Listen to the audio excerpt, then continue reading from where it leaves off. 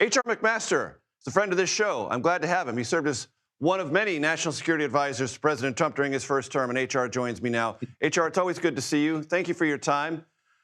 Uh, Evaluate what happened today in Davos in terms of American interests, European alarm, and where it appears to have landed. Hey, Major, great to be with you. Okay, what you saw today was like every day for me in the Oval Office, 2017 to 2018. And so I think everybody got educated kind of on President Trump's worldview and kind of the dissonance he has about certain issues, but also the issues he's pretty consistent on. As he was boasting about America's economy and the changes that he's made from a domestic policy perspective, you hear that his priority really is economic growth, deregulation. He highlighted his efforts to invigorate manufacturing and to make supply chains more resilient. You heard about border security achievements there, his demands for burden sharing and defense. So he's consistent on all of that. But I think really what you get with President Trump oftentimes is a good objective, what he wants to achieve. Hey, better security in the Arctic. Sign us up for that because China and Russia clearly have designs on dominating the Arctic. Also, Greenland is very important for missile defense. This idea of the Golden Dome. Okay, say sign us up for that. But the problem is always like how he goes about pursuing that objective, and oftentimes, he works against his own objectives in doing so. And so, the way to achieve what he wants to achieve is to be a champion for sovereignty, the sovereignty of Denmark, the sovereignty of the Greenlanders and to come on the side of protecting that sovereignty.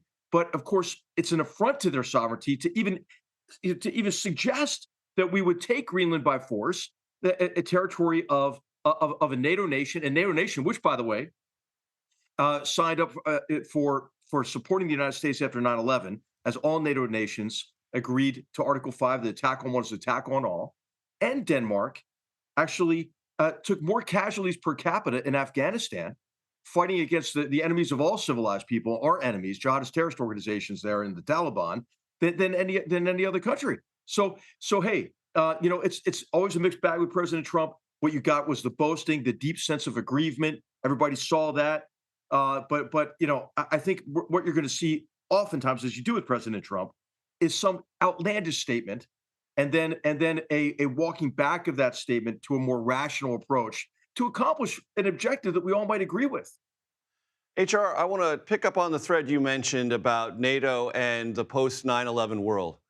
Today, in his speech, the president said he had real doubts that NATO would ever be with the United States. We have a proven track record of NATO being with the United States the one and only time Article 5 was invoked after 9/11. That is a complete, and it seems to me, needlessly insulting misreading of actual history. Absolutely, and so what he's right about. Let's just start with that, right? He's right about the fact that many NATO nations, really all of them, were kind of free riding on American security, America's provision of security in the post Cold War world.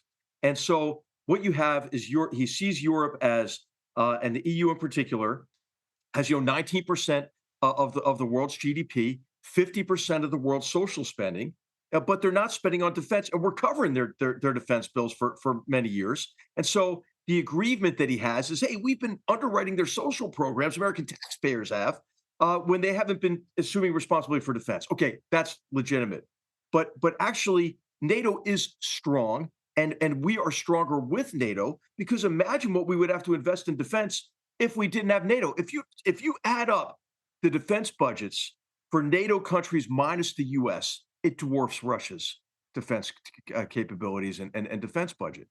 And as we already mentioned, and what you're alluding to, Major, I mean, the only time Article 5, an attack on what is attack on all, was invoked was after the mass murder attacks of 9/11. And so, what he said is not accurate. We don't get anything out of NATO. We get a lot out of NATO. Now he should declare victory because, as he did in the speech, he points out, hey, now NATO nations are investing more in defense. It's become a reality. And there are less tangible benefits to the alliance that I think are worth highlighting, Major. I mean, if you look at just a response again to the mass murder attacks of 9/11 and the offensive operations that we engaged in Afghanistan, we got there super fast. You might remember within a couple of weeks. We're operating against the Taliban in a landlocked country in Central Asia. How do you get that? You get that by forward position capable U.S. forces. You get that by overflight rights that are granted to you as a member of the alliance. Right. And so I think when you look at the broader competitions as well with China, China's economic aggression, hey, the free world needs to stand together. So I think, what we're going to do is we're going to back into stronger cooperation in the transatlantic relationship. Ultimately, the alliance will be stronger, but the hardest thing to rebuild, Major, is trust. And I think a lot of this rhetoric has eroded, the trust in the transatlantic relationship. Valuable perspective as always. H.R. McMaster, thank you so much, sir. I appreciate it. Thanks, Major.